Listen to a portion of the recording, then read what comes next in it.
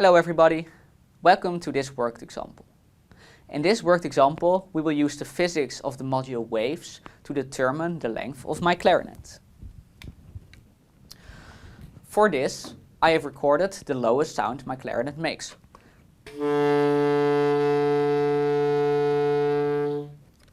From the lowest sound my clarinet makes we can determine the fundamental frequency, which can then be used to determine its length. So the lowest sound I've recorded previously already, and I've plotted this in Python. It can be seen here. As you can see, there are various oscillations inside of this signal, and we are interested in the longest one in order to determine the fundamental frequency. The red line here indicates the first period that is the longest. We can apply the same principle a couple times more to our signal to see that there's a total of 6 times this longest period inside of our signal. So 6 times t0 is equal to 41.3 milliseconds. We can divide this 41.3 milliseconds by 6 in order to find that our fundamental period is given by 6.88 milliseconds. We can employ the fact that a frequency is given by 1 divided by the period. So we can say that our fundamental frequency of my clarinet is 145 Hz. So the sound is 145 Hz. Let's use this frequency to determine the length of my clarinet. Remember that the wavelength of a wave is given by the speed of sound divided by the fundamental frequency. At the time of recording, the speed of sound was 343 meters per second. Dividing this by our fundamental frequency of 145 Hz, we find that the wavelength of the lowest sound is 2 meters and 37 centimeters long. Now the clarinet is closed at the top and open at the bottom. This means that the fundamental waveform looks like this. As you can see, at the closed end there has to be a pressure node, because there has to be 0 pressure here. At the open end, however, the pressure has to be equal to the environment pressure in order for it to work. So we see that exactly 1/4 of the wavelength fits inside my clarinet. We thus can say that the length of my clarinet is given by the fundamental wavelength divided by 4. Plugging in the fundamental wavelength we found before into this equation gives us the following. So we find that the length of my clarinet should be 59 centimeters. Let's see whether this is correct. I've brought some measuring tape, and let's put this to 59 centimeters.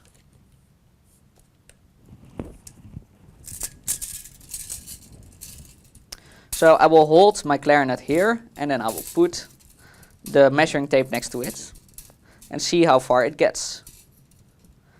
The distance to the mouthpiece is about 61 centimeters, which is quite close to 59.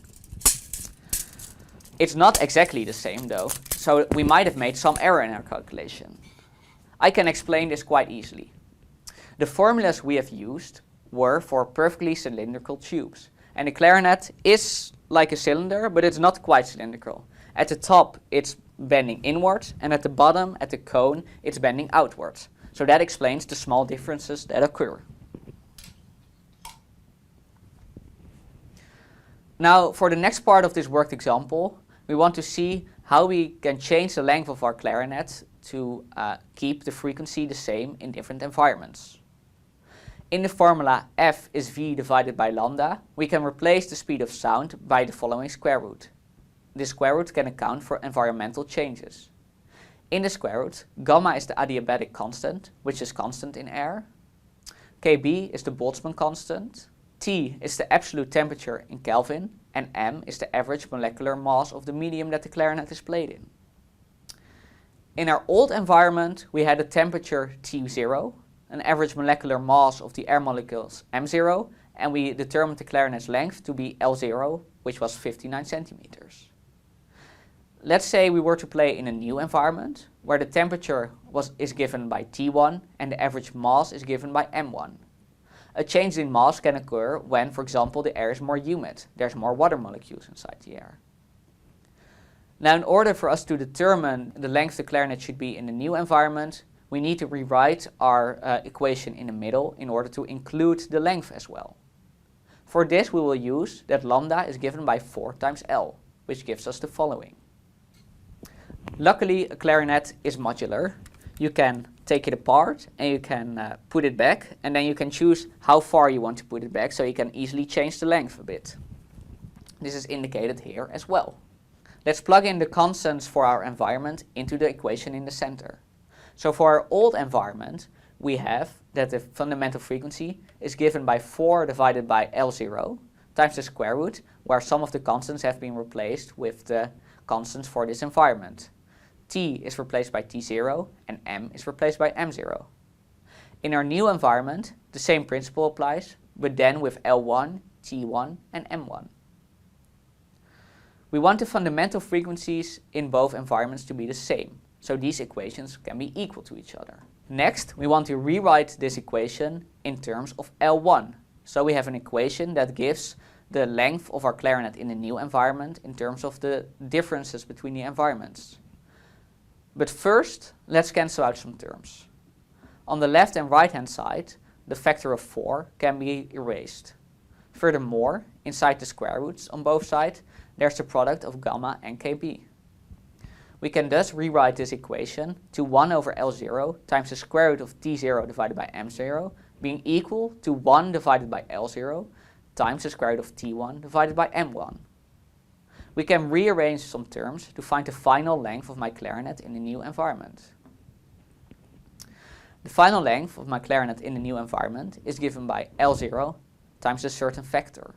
This certain factor is the square root of T1 divided by M1 times N1 divided by T0. As you can see, the units inside this square root cancel out, so we are left with just a length on both sides. Let's recap what we have found. In this worked example, we have determined the length of my clarinet. For this, we have first determined the fundamental frequency from the lowest sound my clarinet makes. This could easily be transformed in the length of my clarinet, L0, which was pretty accurate, we have seen. In the second part of this worked example, we have taken a look at a changing environment. The speed of sound in the equation F is v over lambda can be replaced by a square root that includes environmental constants. Rewriting this equation for different scenarios allows us to express the length of a clarinet in different situations in terms of the new and old environment constants. Thank you very much for watching, and good luck with the remainder of your exercises.